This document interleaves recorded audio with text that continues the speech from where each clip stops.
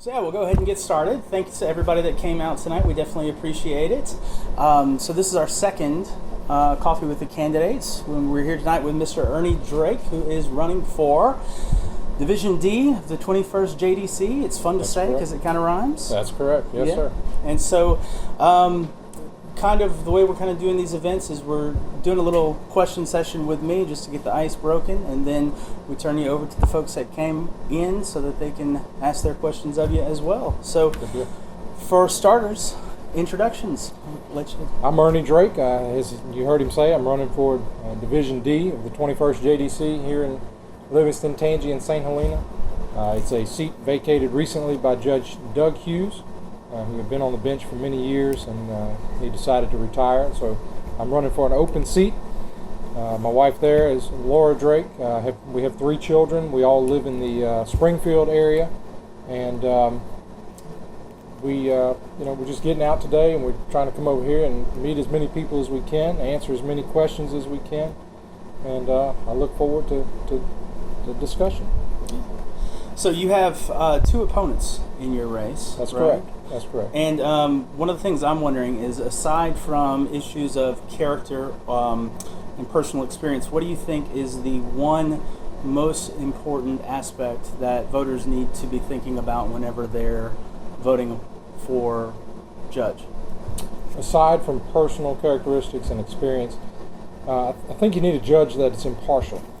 Impartiality is the basis of the judicial system. You need a judge that will not show favoritism to one side or the other, but that will be impartial.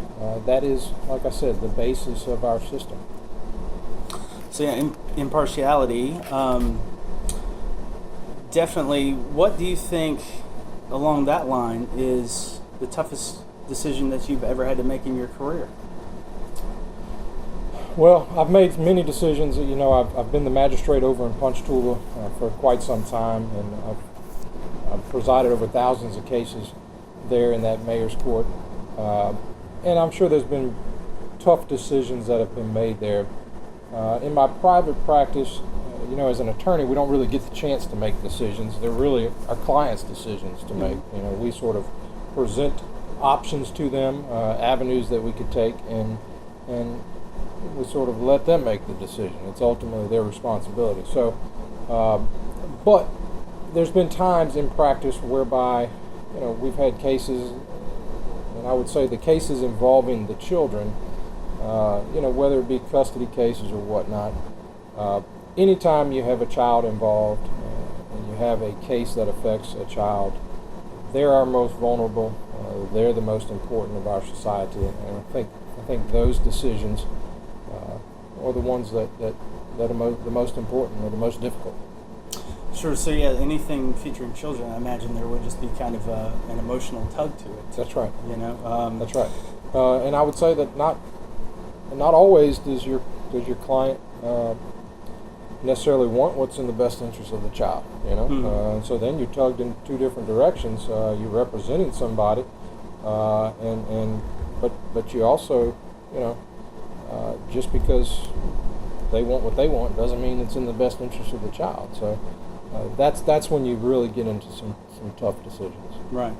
Well, as a judge, one thing I'm kind of curious about, we had the good fortune of seeing Supreme Court Justice Sonia Sotomayor last May when we were on a trip to New York, and one of the things that she was talking about during her entire presentation, which was amazing because she went through the audience literally shaking hundreds of people's hands. Yeah. She was talking about the role of her as a Supreme Court justice as being more than just decision making. It's also kind of a figurehead for the community, and so she wants to represent different things for different people. So in that line, what do you sort of view the role of a judge outside of the courtroom in the community at large? And what you alluded to, I think is correct. A judge is a leader in the community, and they should get out and serve the public. I have represented, I've been a commissioner for the South Tangipahoa Parish Port Commission, for 6 years, 8 years, something along those lines. I've been a board member for the Chamber of Commerce over there in Ponchatoula for the same period of time. I've been on the Strawberry Festival board. I've been with the Rotary. I've been with the recreational districts both in Ponchatoula and Hammond, as a coach for various basketball, baseball, soccer, that kind of stuff. Mm-hmm. So, public service is what judges should do outside of the courtroom. And, the same thing that leads me to do public service along those lines is the same. It's the same thing that brought me, to where I am now, and wanting to serve as a judge. Right.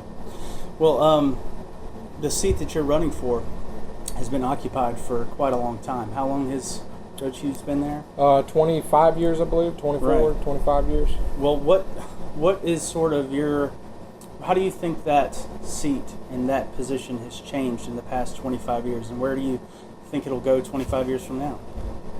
That's an interesting question. I do not believe that the role of the judge has changed, and I don't believe that it should change. The judge is the impartial arbiter of the cases that come before him. The laws change, the regulations might change, but as far as the role of the judge, it is the one thing that should stay the same. Now, the judicial system as a whole, there's been change, and I think there's going to be a lot more change. One avenue, I think technology will probably lend some big changes, hopefully with the efficiency of the courts and the dockets and whatnot. Sure. In the years to come. Yeah, absolutely. And you kind of were mentioning on this that laws change, the legal structure changes, but the role of the judge kind of stays the same. But in the past few years, the topic of criminal justice reform has been a big one that's been widely debated in the legislature. So I'm wondering, in your experience, what would be something that you would recommend that the legislature might be able to take up? Well, I believe that we should address first off, let me back up one step. As a judge or as a judicial candidate, it's not really my place to legislate from the bench. That's something that I will not do. I believe that as a judicial candidate, as a judge, we should sort of stay in our job, in our role. That being said, as a citizen, as a voter, there are areas that they should probably address, and I think they are addressing. One of them being the death penalty. We have the death penalty, but we don't really use it. And I know there's been some discussions with the legislature about what they're going to do with it and whatnot. I think they either need to use it and actually use it, or get rid of it and quit acting like we're going to use it. Sure. And another thing that there's been a lot of chatter about in the last legislative sessions is the potential for the calling of a new constitutional convention. Excuse me.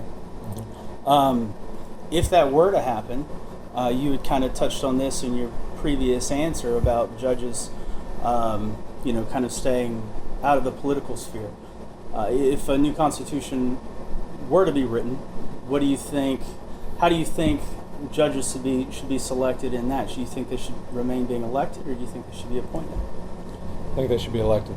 And one of the basic tenets of our republic, whether you talk about the federal level, state level, whatever, is the right of the voters to choose, the right of the voters to elect who they want in whatever positions we're talking about.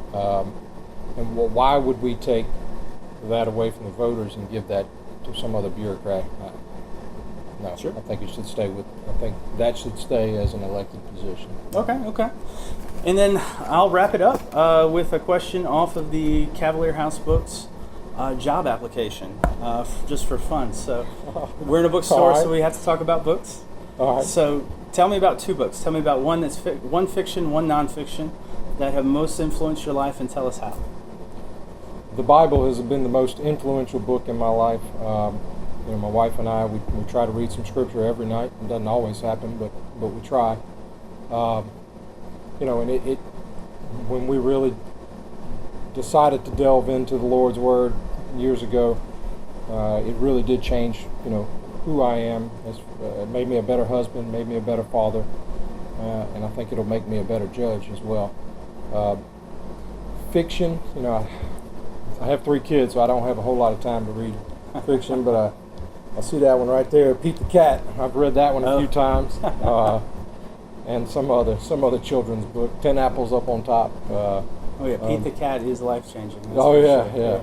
But as far as, I'm not a big fiction reader, honestly. I've probably read my kids to sleep with the Declaration of Independence more than I have with fiction books. So that's just who I am, and I like history and whatnot. So awesome. So I tend to read a little more nonfiction than anything else. Well, very good. Is there anything else that you'd like to throw out there or add before we wrap it up? I don't believe. I would love to have everyone's vote. I would love your support. Ask for your prayers and your support as we continue on this arduous journey. And I'd love to answer any questions that y'all have. Well, awesome. Well, thank you so much for having some coffee with us. Thank you. Yes, Appreciate indeed. it. Yes, indeed. All right.